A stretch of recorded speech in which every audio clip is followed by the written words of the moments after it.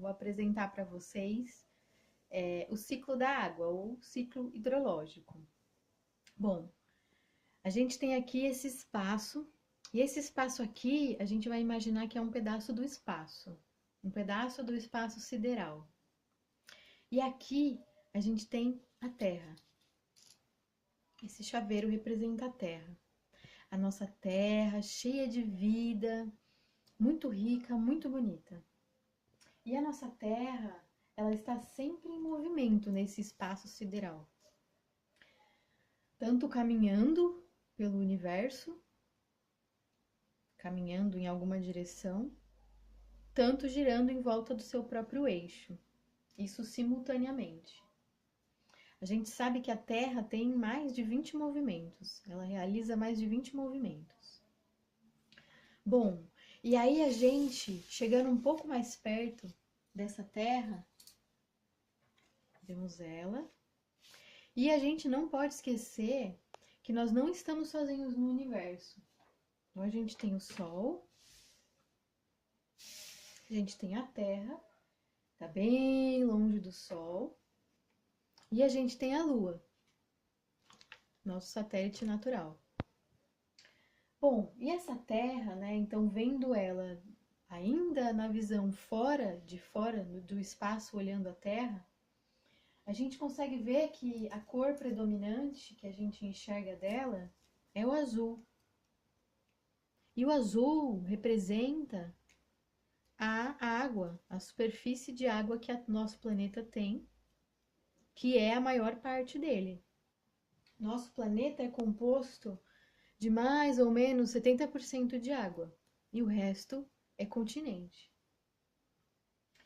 E a água, ela compõe não só a maior parte, né, da superfície do nosso planeta, essa daqui é a Lua, mas ela compõe também a maioria dos seres vivos e compõe a maior parte do nosso organismo, dos seres humanos. A Terra compõe aproximadamente também 70% do nosso organismo. Bom, e essa água, né, esse elemento, a gente consegue ver no nosso próprio planeta, pelas correntes de ar, pelas correntes marítimas, que esse elemento ele flui de forma contínua e dinâmica. Bom, e a água,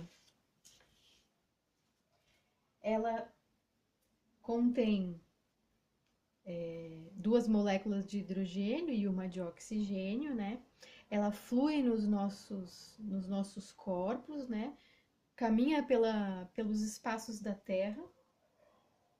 E ela é um elemento que possui características físico-químicas e características energéticas que fazem com que ela consiga mudar de condição. Então, ela consegue ficar na forma gasosa, na forma líquida e na forma sólida. E a água consegue, né, e fica nessas condições em resposta aos fatores como a luz do Sol, a rotação da Terra e a gravidade. Então, no nosso planeta, a água se encontra na nossa atmosfera, na superfície da Terra e nos lençóis freáticos. Então, esse mesmo elemento químico que muda de condição, respondendo a esses fatores, a luz do Sol, a rotação terrestre e a gravidade, consegue assumir formas diferentes, encontrado na nossa atmosfera como nuvens, por exemplo, na superfície do nosso planeta, nos rios, nos oceanos, por exemplo, e sob o solo, nos lençóis freáticos. Vamos dar um exemplo. Aqui, no nosso planeta, a gente tem uma nuvem. Então, a nuvem é uma aglomeração de moléculas de água que se juntam na atmosfera.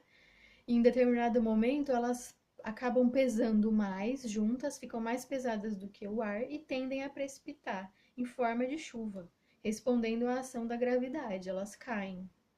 E aí caem nos oceanos. E aí, respondendo à luz do sol, essa água vai evaporar e vai formar novamente nuvens, pode formar novamente nuvens. E essas nuvens, por sua vez vão caminhar, né, sobre o nosso planeta, respondendo à rotação da Terra, os fluxos de ar, as massas, o vento. Ela vai caminhar e aí vai cair, vai se formar uma nuvem e essa água vai precipitar em forma de chuva sobre o continente. Nesse caso aqui, sobre esse rio, que também vai desaguar no oceano. Então, esse é um exemplo de um outro caminho que a água pode percorrer. E aí, dando então agora um outro exemplo, a gente tem aqui a cidade de Bauru. Na cidade de Bauru, a população é abastecida por água, ou vinda dos rios, aqui da região, ou pelos lençóis freáticos.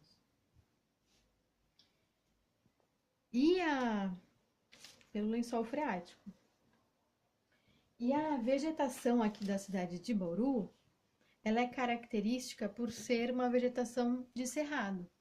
E essa vegetação, as espécies arbóreas, elas possuem raízes muito compridas que conseguem capturar a água do lençol freático e aí essa água vai para a planta, né? E aí por evapotranspiração essa água retorna para a atmosfera. Então, esse é um outro ciclo da água que acontece aqui na nossa cidade de Bauru. Bom, e aí, para finalizar, eu gostaria de deixar duas questões para a gente conversar e discutir talvez no nosso próximo encontro, que é quais os problemas que a gente enfrenta hoje em relação à água, a esse ciclo que acontece, né? Então, falta de água, enchente, quais problemas que acontece dessa nossa relação com a água? E por que a gente não tem uma relação equilibrada em função, então, desses problemas que acontecem? Por que essa relação não é equilibrada, sendo que esse ciclo ele é nosso e é do nosso planeta? Bom, fica aí as questões e espero que a gente consiga conversar um pouco sobre elas no nosso próximo encontro. Obrigada!